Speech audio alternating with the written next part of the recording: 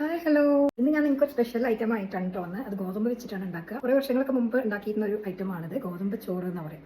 അപ്പം നമ്മൾ സാധാരണ അരി കൊണ്ട് വെക്കുന്ന ചോറ് പോലെയല്ല കേട്ടോ. അത് കുറച്ച് ഉപ്പ് അല്ലെങ്കിൽ ശർക്കര ഇട്ട് വെക്കാം. ഇപ്പോൾ 2 ടേസ്റ്റിൽ വെക്കാം.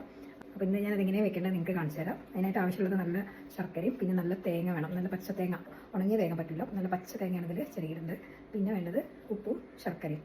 അപ്പോൾ ശർക്കര പാകാക്കി വെക്കുകയാണെങ്കിൽ സുഖമാണ് പെട്ടെന്ന് ഇട്ടിട്ട് മിക്സ് ചെയ്യാനായിട്ട്. അപ്പോൾ നമുക്ക് വീട്ടിൽ 2 ഐറ്റം ഉണ്ടാക്കണമെങ്കിൽ ആദ്യം കുറച്ച് ഉപ്പിട്ടിട്ട് വേവിച്ചിട്ട് നമ്മൾ നല്ല കുക്കാവണം. കുറേ നേരം കുക്ക് ചെയ്തിട്ട് ഇത് വെന്തിട്ടുള്ളൂ. അതിന് ശേഷം നമുക്ക് ആവശ്യമുള്ളത് എടുത്തിട്ട് ശർക്കര പാനിയും കൂടി ചേർത്തിട്ട് നന്നായിട്ട് മിക്സ് ചെയ്ത് വറ്റിച്ചെടുത്താൽ അത് ശർക്കര ഇട്ടിട്ടുള്ള ഗോതമ്പ് ചോറും റെഡിയാവും. എന്നാൽ നമുക്ക് ഉണ്ടാക്കി നോക്കാം. ഞാനിവിടെ 3 കപ്പ് വീറ്റ് എടുത്തിട്ടുണ്ട്. ആദ്യം നമ്മൾ ഗോതമ്പ് നന്നായിട്ട് സോർട്ട് ചെയ്തെടുക്കുക. ഏത് ഗോതമ്പാണെങ്കിലും നമ്മൾ ഒന്നും കൂടി ചെക്ക് ചെയ്യണം.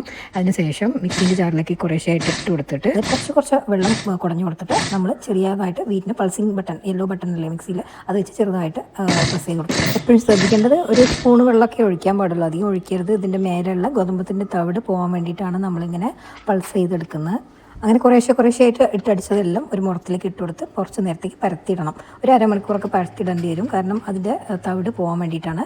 എന്നിട്ട് പിന്നെ നമ്മൾ ചേറിയെടുക്കണം. ആ തവിട് ഇപ്പോൾ ഈ ഇലയിൽ കാണുന്നില്ല, അതുപോലെ അതിലേക്ക് ചേറി ഒഴിവാക്കുകയാണ് വേണ്ടത്. അത് ഗോതമ്പത്തിൻ്റെ തവിട് കൂടാതെ അതിൻ്റെ കണ്ണെന്നൊക്കെ പറയും, നമ്മൾ കോഴിക്കോട്ടുകാർ അങ്ങനെ പറയുമല്ലോ, ആ ഭാഗങ്ങളൊക്കെ നമ്മൾ ചേർന്ന സമയത്ത് മുന്നിലേക്കായി വരും. അതൊക്കെ നമ്മൾ കൈകൊണ്ട് എടുത്ത് ഒഴിവാക്കി കൊടുക്കണം.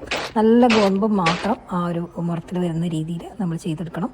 അതിനുശേഷം ഒരിക്കൽ കൂടി കുറച്ച് വെള്ളം, അധികം കുടയരുത് കേട്ടോ. ഈ രണ്ടാമത്തെ തവണ ചെയ്തിട്ട് കുറച്ച് മാത്രം വെള്ളം കുടഞ്ഞു കൊടുത്ത് വെല്ലുകൊണ്ട് കുടഞ്ഞു കൊടുത്തിട്ട് പൾസ് ചെയ്തെടുത്ത് പിന്നെയും ഒരു 10-15 മിനിറ്റ് അത് മുറത്തിൽ പരത്തിയിട്ട് പിന്നീട് ഇതുപോലെ ചേറിയെടുക്കണം. എന്നിട്ട് നന്നായിട്ട് കൈകൊണ്ട് തിരുമ്മിയിട്ട് അതിന് മേലുള്ള തവിടുകൾ മുഴുവനും പോകാനായിട്ട് പിന്നെയും ചേറിയെടുക്കുക. ഗോതമ്പത്തിന് മേലുള്ള തവിടൊക്കെ പോയിട്ടുണ്ട്.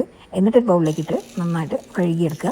2-3 തവണയെങ്കിലും നന്നായിട്ട് കഴുകേണ്ടി വരും, അതിൻ്റെ ഫുൾ ഇമ്പ്യൂരിറ്റീസൊക്കെ പോയിട്ട് നല്ല ഗോതമ്പം കിട്ടാനായിട്ട്.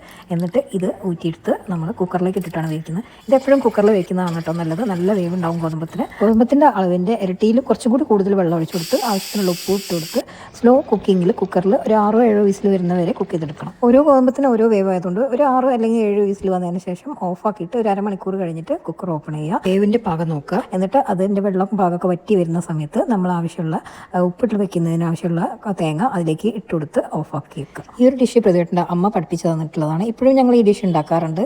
പ്രതിവേട്ടന് ഉപ്പിട്ടിട്ടും എനിക്ക് മധുരട്ടിട്ടാണ് ഇഷ്ടം. ആദ്യത്തെ ബാച്ചിൽ തേങ്ങ ഇടുന്നതിന് മുമ്പായിട്ട് ഉപ്പിട്ട് വെച്ചിട്ടുള്ള ചോറ് ഞാൻ കുറച്ച് മാറ്റി വെച്ചിട്ടുണ്ടായിരുന്നു. അതെടുത്തിട്ട് ഇപ്പം ഞാൻ അതിലേക്ക് കുറച്ച് ശർക്കര പാകം ഒഴിച്ചു കൊടുക്കുകയാണ്. അത് നന്നായിട്ട് വറ്റി വന്ന സമയത്ത് തേങ്ങയും കൂടി ഇട്ട് കൊടുത്തിട്ടുണ്ട്. ഷുഗറൊക്കെ ഉള്ള പേഷ്യൻസിന് ഗോതമ്പ് ഉപ്പിട്ടതും, അല്ലാത്തവർക്ക് നമുക്ക് ശർക്കര ചോറ് പോലെ തന്നെ നല്ല മധുരമുള്ള ഗോതമ്പ് ചോറ് റെഡി ആയിട്ടുണ്ട്. എനിക്ക് ഉറപ്പാണ്, ഒരിക്കലും നിങ്ങളിത് ട്രൈ ചെയ്ത് കഴിഞ്ഞാൽ പിന്നെ നിങ്ങൾ സ്ഥിരമായിട്ട് ഇടയ്ക്കിടയ്ക്ക് ഇത് ഉണ്ടാക്കി കഴിക്കും. Thank you.